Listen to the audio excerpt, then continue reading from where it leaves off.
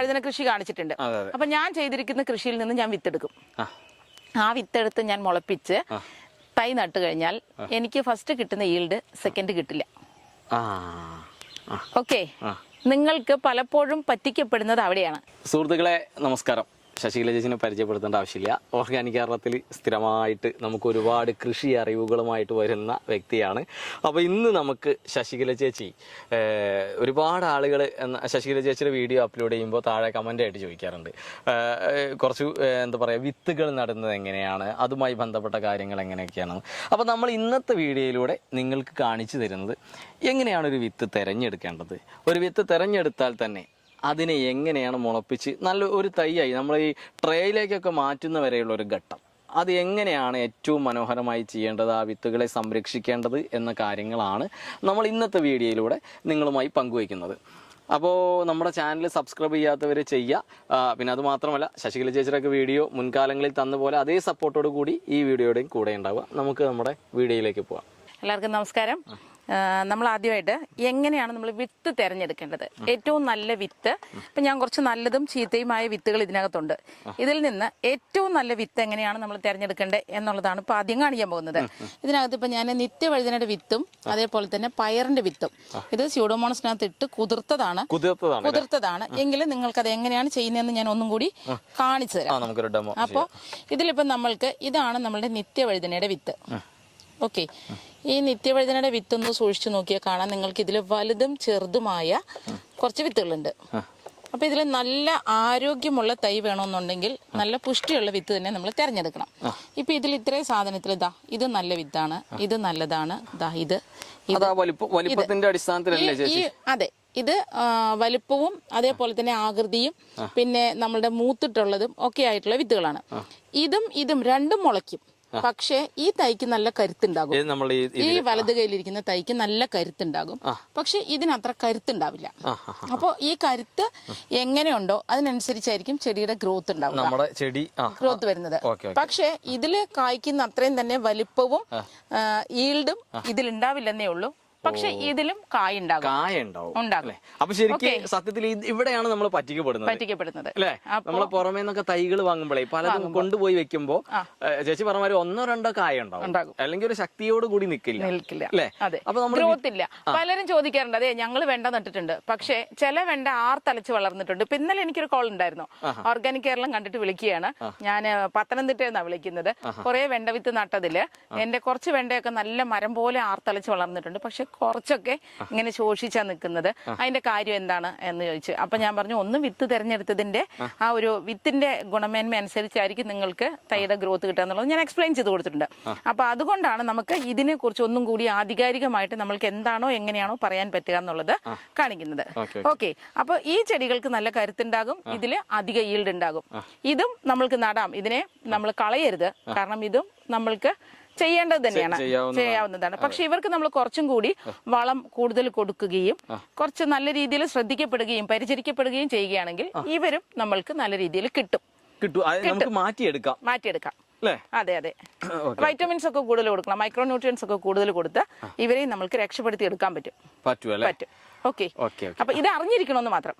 തൈകളുടെ growth കണ്ടിട്ട്, ഇത് രണ്ടും ഡിഫറൻസ് കണ്ടിട്ട് നമ്മൾ, കാരണം ഇത് നമ്മൾക്ക് ഈ നിത്യവഴുതന എന്നൊക്കെ പറയുന്നത് ഇന്ന് നാമാവിശേഷമായിക്കൊണ്ടിരിക്കുന്ന സാധനമാണ്, വിത്ത് പോലും കിട്ടാനില്ലാത്ത സംഗതിയാണ്. അപ്പൊ അതുകൊണ്ട് നമ്മൾക്ക് എനിക്കിത് 50 രൂപയുടെ വിത്താണ്. ഈ നിത്യവഴുതനയുടെ ഇത്രയും വിത്ത് 50 രൂപയുടെ വിത്താണ്. 50 രൂപയുടെ വിത്ത് ഞാൻ വാങ്ങിയപ്പോ എനിക്കിതിൽ കിട്ടിയത് എത്രയാണ്? 5 നല്ല വിത്ത് കിട്ടി, ബാക്കി 4 എണ്ണം മോശമാണ്, തള്ളിപ്പെട്ടു പോയി. അപ്പൊ ഇതിൽ എന്ത് ചെയ്യും? ഞാൻ ഇതെല്ലാം തന്നെ കൃഷി ചെയ്തിട്ട് നല്ല ഗ്രോത്ത് ഉള്ള തൈകൾക്ക് വളം കുറച്ച് കൊടുക്കും, നല്ല രീതിയിൽ വരുന്ന തൈക്ക്. മറ്റേതിന് കുറച്ച് നമ്മൾ കുറച്ചും കൂടി മൈക്രോ ന്യൂട്രിയൻസ് ഒക്കെ, നമ്മുടെ ഹരിത സഞ്ജീവിനിയും അതേപോലെ തന്നെ നമ്മളുടെ ആ പെല്ലറ്റും കാര്യങ്ങളൊക്കെ നമ്മൾ കുറച്ചും കൂടി കൂടുതലാക്കിയിട്ട് ഇട്ട് കൊടുക്കും. SPCയുടെ തന്നെ pH ബൂസ്റ്ററും ബയോ പവറും ഒക്കെ ഉണ്ട്. അപ്പൊ ആ pH ബൂസ്റ്ററും ബയോ പവറും ഒരല്പം കൂടി മണ്ണിൽ നല്ലതുപോലെ മിക്സ് ചെയ്തതിന് ശേഷം ആ തൈകൾ കുറച്ചും കൂടി ഗ്രോത്ത് ആകാൻ വേണ്ടി ഒന്നും കൂടി ഇവരെക്കാളും കൂടുതലായിട്ട് ജീവാമൃതം അവർക്ക് നമ്മൾ ആഴ്ചയിലോ അല്ലെങ്കിൽ 10 ദിവസത്തിലോ ഒരിക്കൽ കൊടുക്കുമ്പോൾ ഇവർക്ക് നമ്മൾ 2 പ്രാവശ്യം കൊടുക്കും. അപ്പൊ ഇവരും ഈൽഡ് ശ്രദ്ധിക്കേണ്ട കാര്യം. അതെ, അങ്ങനെ തന്നെയാണ്.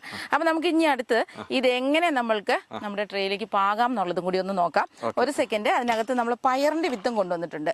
അപ്പോൾ ഈ പയറും ഇത് രണ്ടും ഇതെങ്ങനെ മുളപ്പിക്കാന്നുള്ളത് നോക്കിയിട്ട് നമ്മളത് ട്രേയിലേക്ക് എങ്ങനെ ഇടാം എന്നുള്ളതും കൂടി പറഞ്ഞുതരാം ഞാൻ. ഓക്കെ, ഇതിപ്പോൾ നമ്മൾ കൊണ്ടുവന്നിരിക്കുന്ന ഈ പയറിന്റെ വിത്ത് ഇത് ഞാൻ സ്യൂഡോമോണസിൽ എങ്ങനെ മിക്സ് ചെയ്യണമെന്നുള്ളതും കൂടി കാണിച്ചു തരാം നിങ്ങൾക്ക്.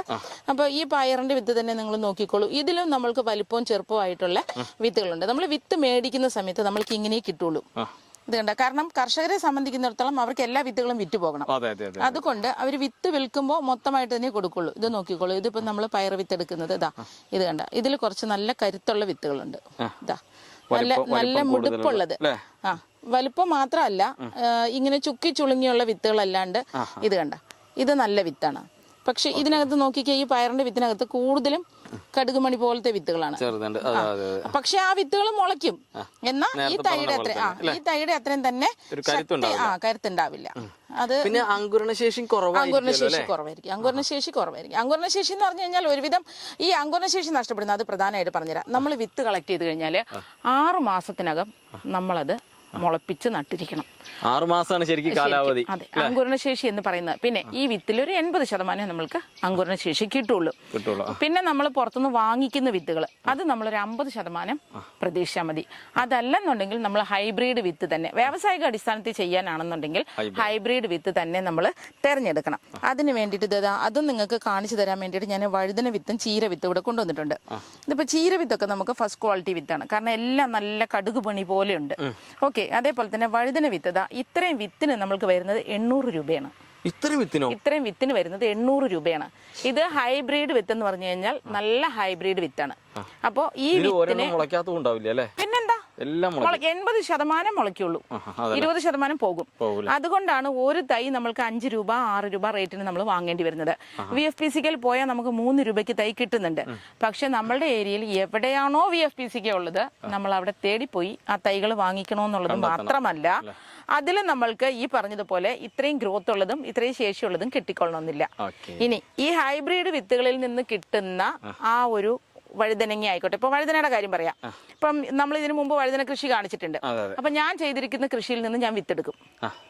ആ വിത്തെടുത്ത് ഞാൻ മുളപ്പിച്ച് തൈ നട്ട് കഴിഞ്ഞാൽ എനിക്ക് ഫസ്റ്റ് കിട്ടുന്ന ഈൽഡ് സെക്കൻഡ് കിട്ടില്ല. ഓക്കെ, നിങ്ങൾക്ക് പലപ്പോഴും പറ്റിക്കപ്പെടുന്നത് അവിടെയാണ്. നിങ്ങൾ തൈകൾ എടുക്കുമ്പോൾ അല്ലെങ്കിൽ റോഡ് സൈഡിൽ നിന്ന് തൈകൾ വാങ്ങുമ്പോൾ നിങ്ങൾക്ക് പറ്റുന്ന ഒരു പ്രശ്നം എന്താണെന്ന് ചോദിച്ചു കഴിഞ്ഞാൽ, ഒരു പക്ഷേ എന്നെ പോലെയുള്ള കർഷകര് ആ കിട്ടിയ നല്ല ഇപ്പൊ ഇത് ഞാൻ പറഞ്ഞല്ലോ, ഇതിന് നമ്മൾക്ക് വരുന്ന വില ഞാൻ പറഞ്ഞു. അപ്പോൾ ഇതിൽ നിന്ന് ഞാൻ വിത്ത് മുളപ്പിച്ച് തൈ ഉണ്ടാക്കി ഇതിന്റെ വഴുതനങ്ങ എടുത്ത് വീണ്ടും ഞാനത് മുളപ്പിച്ചു കഴിഞ്ഞാൽ ഇതിൽ കിട്ടുന്നത്ര ഗ്രോത്തും ഇതിൽ കിട്ടുന്നത്ര ഈൽഡും സെക്കൻഡ് പ്ലാന്റിൽ നിന്ന് നമ്മൾക്ക് കിട്ടില്ല. അങ്ങനെയുള്ള തൈകളാണ് നിങ്ങൾ കടയിൽ നിന്നോ വഴിയിൽ നിന്നോ വാങ്ങുമ്പോൾ ഈൽഡ് ഇല്ലാതെ പോകുന്നത്. ചിലപ്പോൾ 1-2 കായ്ക്കും, ചിലപ്പോൾ നിങ്ങൾക്ക് ഭാഗ്യമുണ്ടെങ്കിൽ കൂടുതൽ കായ്ച്ചെന്നിരിക്കും. ഓക്കെ, അവിടെയാണ് ഈ തൈകളുടെ വിഷയം വരുന്നത്. അപ്പൊ പറയും നമ്മൾ നാടൻ കൃഷി ചെയ്യുന്നവര് അല്ലെങ്കിൽ പ്രകൃതി കൃഷി ചെയ്യുന്നവര്, നാടൻ വിത്തുകൾ വേണ്ടവര് എന്തുകൊണ്ടാണ് അങ്ങനെ ഹൈബ്രിഡിനെ തേടി പോകുന്നത് എന്ന് ചോദിച്ചു കഴിഞ്ഞാൽ ഒരൊറ്റ മറുപടിയേ ഉള്ളൂ. തനി നാടൻ വിത്താണെങ്കിൽ മാത്രം, പരമ്പരാഗതമായി കൃഷി ചെയ്തു വരുന്ന തനി നാടൻ വിത്താണെങ്കിൽ അതിൽ നിന്നും ആ മാതൃസസ്യത്തിൽ നിന്നും നമ്മൾ എടുക്കുന്ന വിത്തുകൾ നമുക്ക് മുളപ്പിക്കാം. ഈ മാതൃസസ്യത്തിന് എന്താണോ ഈൽഡ് കിട്ടിയത് അതേ ഈൽഡ് നമ്മൾക്ക് ഈ സെക്കൻഡ് ഗ്രോത്തിൽ കിട്ടും. അതല്ലാത്ത പക്ഷം ഇന്ന് മാർക്കറ്റിൽ കിട്ടുന്നത് 90% ഹൈബ്രിഡ് തൈകളാണ്. അപ്പൊ ഇത് നമ്മൾ ഇത്രയും പയർ വിത്ത് എടുത്തതിൽ ആകെ നമുക്ക് കിട്ടിയിരിക്കുന്നത് 10-15 പയർ വിത്ത് മാത്രമേ ഉള്ളൂ. ഓക്കെ, ഏറ്റവും നല്ലതായിട്ട്. ഇത് നമ്മൾ വെറുതെ എന്ത് ചെയ്യുമെന്ന് ചോദിച്ചു കഴിഞ്ഞാൽ പാടത്തേക്ക് ഇങ്ങനെ വെറുതെ വിതച്ചു വിടും. ഈ കാണുന്നത് ഞാൻ പണ്ടൊരു വീഡിയോ നിങ്ങൾക്ക് കാണിച്ചിരുന്നു, നമ്മൾ തെങ്ങിന്റെ ഇടയിൽ ഇടുന്നതായിട്ട്.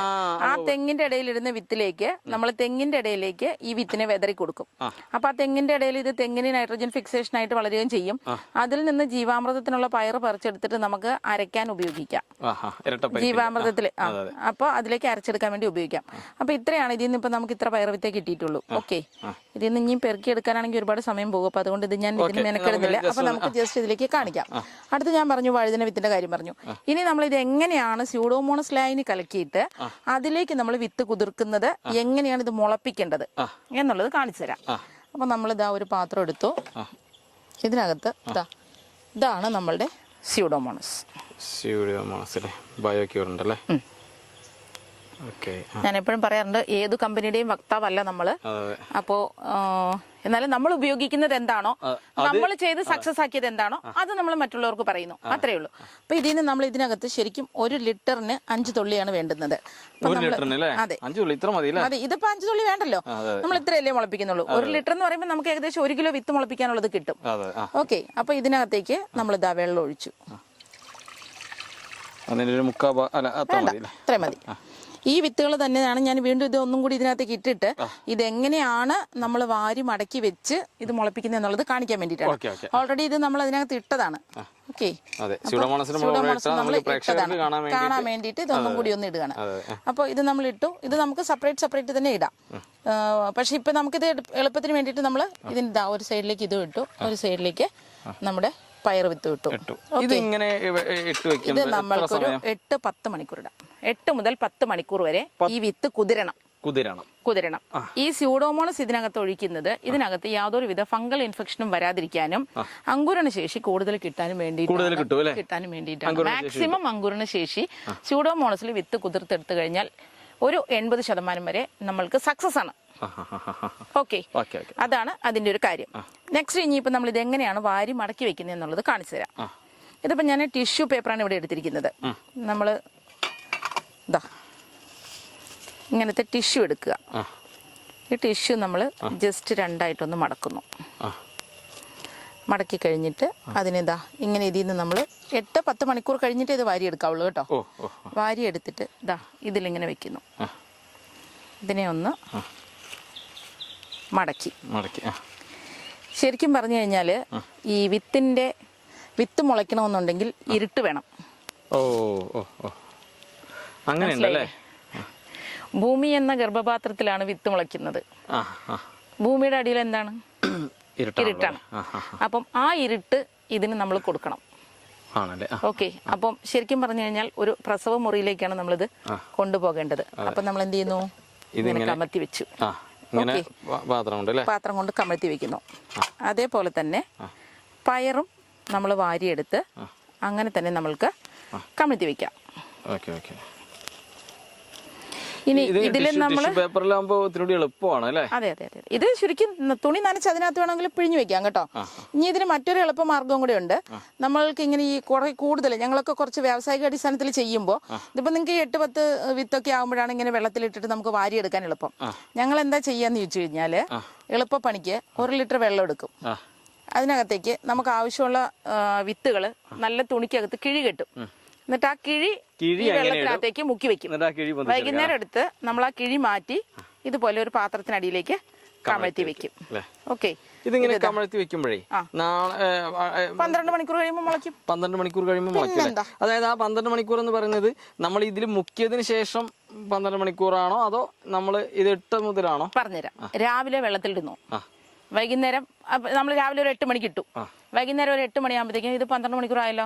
വൈകുന്നേരം 8 മണിക്ക് എടുത്ത് ഇതുപോലെ ആക്കി വെക്കുന്നു. പിറ്റേ ദിവസം രാവിലെ നോക്കിയാൽ ഈ വിത്ത് മുളച്ചിട്ടുണ്ടാകും, മുള വന്നിട്ടുണ്ടാകും. ഈ മുള വന്ന വിത്തിനെ അന്നേക്കൊന്ന് നമ്മൾക്ക് പറമ്പിലേക്ക് നടാനോ അല്ലെങ്കിൽ ഇതുപോലത്തെ ട്രേക്കകത്തേക്കോ ഇടാൻ സാധിക്കുകയാണെന്നുണ്ടെങ്കിൽ വളരെ നല്ലത്. ഇനി അതല്ല എന്നുണ്ടെങ്കിൽ നമ്മൾ വൈകുന്നേരം വിത്ത് വെള്ളത്തിലിട്ട് രാവിലെ എടുത്ത് കിഴികെട്ടി വെച്ചതിന് ശേഷം രാവിലെ ഒരു 5 മണിക്കൊക്കെ ഇങ്ങനെ എടുത്ത് വെക്കുക. വൈകുന്നേരം 5 മണിയാകുമ്പോഴത്തേക്ക് ഈ വിത്തിലെല്ലാം മുള വന്നിട്ടുണ്ടാവും. വൈകിട്ട് 5 മണിക്ക് ശേഷം നമ്മൾ എടുത്ത് വെച്ചിരിക്കുന്ന തടത്തിലേക്ക് നേരിട്ട് ഇട്ട് കൊടുക്കുകയാണെങ്കിൽ പിറ്റേ ദിവസം രാവിലെ തന്നെ അതിന് 2 ഇല വന്നിട്ടുണ്ടാവും. അല്ലെങ്കിൽ 2 ദിവസം, മാക്സിമം 2 ദിവസം കൊണ്ട് നമുക്ക് 2 ഇലയായി കിട്ടും. ട്രേയിലേക്ക് പാകുന്നത് എങ്ങനെയാണെന്നുള്ളതാണ് കാണിക്കാൻ പോകുന്നത്. അപ്പോൾ ഓൾറെഡി നമ്മൾ സ്യൂഡോമോണസിനകത്ത് വിത്ത് കുതിർത്ത് വെച്ചിട്ടുണ്ട്. ഓക്കെ, ഇപ്പൊ നമ്മൾ ഇങ്ങനത്തെ ട്രേ എല്ലായിടത്തും വാങ്ങാൻ കിട്ടും. നിങ്ങൾക്ക് ഒരു 100 തൈ വേണമെന്നിരിക്കട്ടെ, ഒരു 10 തൈകൾ വീതമാണ് നിങ്ങൾ 10 വെറൈറ്റി പച്ചക്കറിയാണ് നിങ്ങളുടെ വീട്ടിലെ അടുക്കളത്തോട്ടത്തിന് ചെയ്യാൻ ഉദ്ദേശിക്കുന്നതെങ്കിൽ ഇങ്ങനെ ഒരു ട്രേ മതിയാകും നിങ്ങൾക്ക്. ഓക്കെ, ഈ ഒരു ട്രേ എടുക്കുക. ഇതിനകത്തേക്ക് നമ്മൾ ചകിരിച്ചോറ്, ചാണകപ്പൊടി, പെർക്കുലേറ്റ്, വെർമിക്കുലേറ്റ് ഇതെല്ലാം മിക്സ് ചെയ്തിട്ടുണ്ട്. ഓക്കെ, പെർമിക്കുലേറ്റും വെർക്കുലേറ്റും ഒന്നും ഇവിടെ നമുക്ക് കൊണ്ടുവരാൻ പറ്റാത്തതായതുകൊണ്ടാണ് നമ്മൾ ഇതെല്ലാം അതിനകത്ത് മിക്സ് ചെയ്തിട്ടുണ്ട്. ഓക്കെ, അപ്പോൾ ഇത് നമ്മളിപ്പോൾ ഈ ട്രേക്കകത്തേക്ക് നിരത്തുകയാണ്.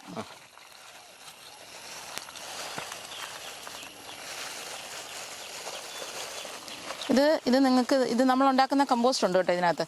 ഇത് നോക്കിക്കോളൂ, ഇത് കണ്ടോ, ഇതിങ്ങനെ വാരിക്കഴിഞ്ഞാൽ അതാ പൊട്ടുപൊടിയുടെ പാകമാണ്. അതാണ് നമ്മളെ കറക്റ്റ് മിക്സ്. ഓക്കെ, അതായത് ഇങ്ങനെ വാരിയിട്ട് ഇങ്ങനെ പിടിച്ചു കഴിഞ്ഞാൽ പൊട്ടുപൊടി പോലെ ആയിട്ടുണ്ട്. പിന്നെ ഇതാ പൊടിച്ചു കഴിഞ്ഞാൽ പൊടിഞ്ഞു. ഇതിനു വേണ്ടി നമുക്ക് ഒരു സ്കെയിലോ അല്ലെങ്കിൽ ഒരു ടൈലിന്റെ പീസോ അങ്ങനെ എന്തെങ്കിലും ഇതൊന്ന് ഒപ്പമാക്കാൻ വേണ്ടി നമുക്ക് എടുത്തിട്ട് ഇതാ നേരെ എല്ലായിടത്തേക്കും ഒരേപോലെ ആവണം. ചിലർ ഇതിനെ മെനക്കെട്ടിരുന്നിട്ട് ഓരോ കുഴിയും ഫില്ല് ചെയ്യാനിരിക്കും. അങ്ങനെ ചെയ്യരുത്. ഇതൊക്കെ നമ്മൾ നമ്മുടെ ടെക്നോളജി ഉപയോഗിച്ച് ചെയ്യുന്ന കാര്യങ്ങളാണ്. വളരെ പെട്ടെന്ന് ഇത് ഫില്ല് ചെയ്തിട്ട്, ഇതെൻ്റെ മകൻ എനിക്ക് പറഞ്ഞു തന്ന ഐഡിയ ആണ്. അമ്മ എന്തിനാ ഇത് കുഴി ഇങ്ങനെ നിറയ്ക്കാൻ നിൽക്കുന്നത്, ഇങ്ങനെ ചെയ്ത് കഴിഞ്ഞാൽ പെട്ടെന്നാകും എന്ന് പറഞ്ഞിട്ട് പുള്ളിക്കാരൻ വേഗം ഒരു ടൈലിന്റെ പീസ് എടുത്തിട്ട് ഇങ്ങനെ ചെയ്ത് കാണിച്ചതാണ്.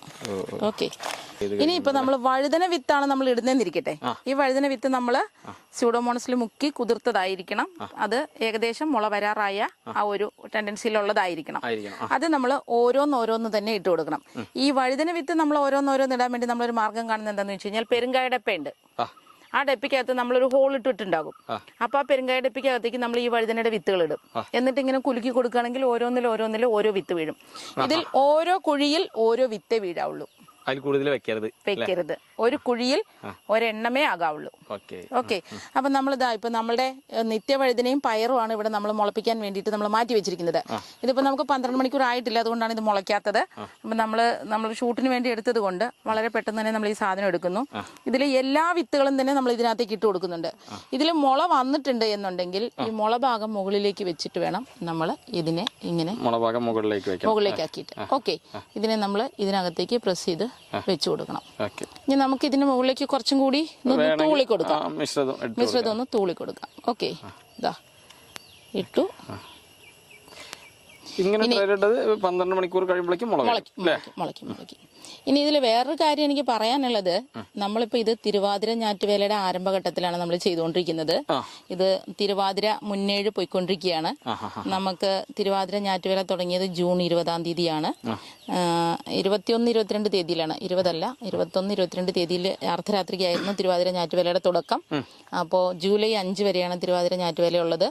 അപ്പോൾ ജൂലൈ 5-ന് മുമ്പ് ഇതിന് നമുക്ക് എന്ത് പച്ചക്കറികളോ അല്ലെങ്കിൽ പഴവർഗ്ഗങ്ങളോ കമ്പോ ചെടിയോ പൂച്ചെടികളോ ഒക്കെ നമുക്ക് നടാൻ പറ്റിയൊരു സമയമാണ് ഈ കാലാവസ്ഥ. അപ്പൊ അങ്ങനെയാണ് ചെയ്യേണ്ടത്. ഇത്തവണ എന്തായാലും സമയം കഴിഞ്ഞു പോയി. അടുത്ത വർഷത്തെ തിരുവാതിര ഞാറ്റുവേലയ്ക്ക് മുമ്പ് നമുക്ക് അടുത്തൊരു ഷൂട്ട് ചെയ്തിട്ട് നമുക്ക് പറഞ്ഞു കൊടുക്കാം. ഓക്കെ, അപ്പോ ഇതിപ്പോ നമ്മൾ വിത്തെടുത്തു. വീണ്ടും അടുത്ത ഇതിപ്പോ ഈ 2 ലൈൻ നമ്മൾ നിത്യവഴുതനയാണ് ഇട്ടിരിക്കുന്നത്. അറിയാവുന്നവർക്ക് മാത്രമേ ഇതിൽ നിത്യവഴുതനയാണെന്നുള്ളത് അറിയുള്ളൂ. അല്ലാത്തവർക്ക് ഇത് എന്താണെന്ന് അറിയത്തില്ലല്ലോ. അപ്പൊ നമ്മൾ ഇത് 2 ലൈൻ ഇവിടെ വിട്ടു. എന്നിട്ട് അതിനടുത്തതിൽ നമ്മൾ ഇതാ ഇങ്ങനെ പയറിടുന്നു. പയറൊന്നും നമ്മൾ ഇങ്ങനെ മുളപ്പിക്കേണ്ട ആവശ്യമില്ല. പയറൊക്കെ നമുക്ക് നേരിട്ട് പയറ്, വെണ്ട അതൊക്കെ നമുക്ക് തടത്തിലേക്ക് നേരിട്ട് ഇട്ട് കൊടുക്കാവുന്നതാണ്. അപ്പൊ ഇത്രയേ ഉള്ളൂ ഇതിന്റെ പണി. ഇനി ഇത് നമ്മൾ വരമ്പത്താണ് കുത്തിയിടുന്നെന്നുണ്ടെങ്കിലും ഒരു വിരലിന്റെ ഇത്ര നീളമേ താഴേക്ക് പോയാൽ മതി. ബാക്കി കാരണം എന്നാന്ന് വെച്ച് കഴിഞ്ഞാല് വിത്ത് ഒരുപാട് മണ്ണിനടിയിലേക്ക് പോയാലും മുളച്ച് മുകളിലേക്ക് പൊങ്ങി വരാൻ, മണ്ണിൽ നിന്ന് വിത്ത് മുകളിലേക്ക് വരാൻ ഇത്തിരി ബുദ്ധിമുട്ടും. അപ്പൊ അതുകൊണ്ടാണ് നമ്മൾ ഈ ചകിരിച്ചോറിനകത്ത് ഈ പോട്ടിംഗ് മിശ്രിതം നിറച്ചിട്ട് നമ്മൾ അതിനകത്തേക്ക് ഈ വിത്തിട്ട് കൊടുക്കുന്നത്. ഓക്കെ, അപ്പൊ ഒരുപാട് മണ്ണിനടിയിലേക്ക് പോകരുത് വിത്തിടുമ്പോ. ഇത്ര ഭാഗം അതെ, അങ്ങനെയൊന്നുമില്ല. വിത്ത് എങ്ങനെ ഇട്ടാലും മുള വന്നു കഴിഞ്ഞാൽ മുള പുറത്തേക്ക് പൊട്ടി വന്നോളും. മണ്ണിനടിയിൽ നിന്ന് വിത്ത് മുളച്ച് വെളിയിലേക്ക് വന്നോളും. അത് നമുക്കൊരു വിഷയമുള്ള കാര്യമേ അല്ല. ഓക്കെ, അപ്പൊ ഇങ്ങനെ നമുക്ക് ഓരോ വിത്തുകൾ ഇതിനകത്ത് ഇട്ടു പോകാം. ഇത് വലിയ നമ്മളിങ്ങനെ ഇതിൽ ട്രെയില് പയർ മുളപ്പിച്ചാലേ അത് നമുക്ക് മാറ്റി കുഴിച്ചിടാനുള്ള ബുദ്ധിമുട്ടില്ല, ചെയ്യാം. കാരണം നമ്മളിപ്പോ പയർ വിത്തുകൾ ഇങ്ങനെ മുളപ്പിച്ചു കൊടുക്കുന്നുണ്ട്. പിന്നെന്താ, ഞാൻ ഇങ്ങനെ ട്രേ മുളപ്പിച്ചു കൊടുക്കുന്നുണ്ട് കേട്ടോ. ഓഹോ, കേരളത്തിൽ എവിടെ വേണമെന്നുണ്ടെങ്കിലും നമ്മൾ കൊറിയർ ചെയ്ത് കൊടുക്കുന്നുണ്ട്. പിന്നെ ചേച്ചി, അപ്പൊ കേരളത്തിലെ എല്ലായിടത്തും എവിടേക്ക് വേണമെങ്കിലും നമ്മൾ DTDC കൊറിയറിലൂടെ അയച്ചു കൊടുക്കുന്നുണ്ട്. അതെ. അത് DTDCയുടെ പരസ്യമല്ല. DTDCക്കാർ എന്റെ വീട്ടിൽ വന്ന് ട്രേ എടുത്തിട്ട് പോകും. അവര് തന്നെ ട്രേയും തൈയും ഒക്കെ കൊണ്ടുപോയിട്ട് ഈ 10 തൈ 15 തൈ ഒക്കെ മതിയെന്നുണ്ടെങ്കിൽ ഇങ്ങനെ അവര് ട്രേ ഇതിൽ നിന്ന് കട്ട് ചെയ്യും. ഇവിടുന്ന് കത്രിക കൊണ്ട് കട്ട് ചെയ്യും. അങ്ങനെ കട്ട് ചെയ്തിട്ട് അവര് തന്നെ ഈ മറ്റേ തെർമോക്കോൾ ബോക്സ് ഉണ്ടല്ലോ, അതിനകത്താക്കിയിട്ട് അവര് വെള്ളമൊക്കെ നനച്ച് കുറച്ച് ചകിരിച്ചോറൊക്കെ വെച്ച് അതിന്റെ മുകളിൽ കൂടി ഫില്ല് ചെയ്ത് അവര് അതിനെ അയച്ചു കൊടുത്തോളും. എന്തായാലും 2 ദിവസം 3 ദിവസത്തിനകം അവർക്ക് തൈ അവിടെ കിട്ടും. തൈ ഉണങ്ങി പോകാത്ത രീതിയിൽ നമ്മൾ കാസർഗോഡ് വരെയൊക്കെ ചെയ്ത് കൊടുക്കുന്നുണ്ട്. ഓഹോ, ഇഷ്ടം പോലെ തൈകൾ അയച്ചു കൊടുക്കുന്നുണ്ട്, വിത്തുകൾ അയച്ചു കൊടുക്കുന്നുണ്ട്. ഓർഗാനിക് കേരളത്തിന്റെ തന്നെ കണ്ടിട്ട് ആൾക്കാർ ആനക്കൊമ്പൻ വെണ്ട വിത്തും വഴുതന വിത്തും ഒക്കെ ചോദിക്കുന്നുണ്ട്. അപ്പൊ ചോദിക്കുന്നവർക്കൊക്കെ നമ്മൾ തൈകൾ കൊടുക്കുന്നുണ്ട്. ഇപ്പൊ ഇത് ചെയ്യുന്നത് ഈ സ്യൂഡോമോണസ് ലൈനിയാണിത്. അപ്പോൾ ഇത് നമ്മൾ ഇതിനകത്തൊന്ന് ഇത് ശരിക്കും അപ്പോൾ നമ്മൾ ഇതൊന്ന് ഒന്നും കൂടി ഒന്ന് ഇത് ഉപയോഗിച്ച്, കാരണം ഇത് കളയാൻ പാടില്ല, നമുക്ക് ഔഷധമല്ലേ. അപ്പോൾ അതുകൊണ്ട് നമ്മൾ ഇതൊന്ന് ഇതിലേക്ക് ഒന്ന് തളിച്ചു കൊടുക്കുക. പിന്നെ നമുക്ക് ഇത് മുളച്ച് വന്നു കഴിയുമ്പോഴത്തേക്കും ഇലയ്ക്കോ ഇതിനെന്തിലെങ്കിലും കേടോ അല്ലെങ്കിൽ ഒരു മുരടിപ്പ് പോലെയൊക്കെ തോന്നുകയാണെന്നുണ്ടെങ്കിൽ ഒരല്പം സ്യൂഡോമോണസും കൂടി കലക്കി നമുക്കൊരു 15 ദിവസത്തിനകം ഇതിനകത്ത് നമുക്ക് ഒഴിച്ചു കൊടുക്കാം. ഇനി പ്രധാനപ്പെട്ട ഒരു കാര്യം കൂടി പറയട്ടെ, ഞാൻ ഇതിനാ ഷീറ്റ് കൊണ്ടുവന്നില്ല, അതുകൊണ്ട് പറയാണ്, ഇത് നമ്മൾ ഇങ്ങനെ മാത്രം എടുത്തു വെച്ചാൽ ഈ സാധനം മുളയ്ക്കില്ല.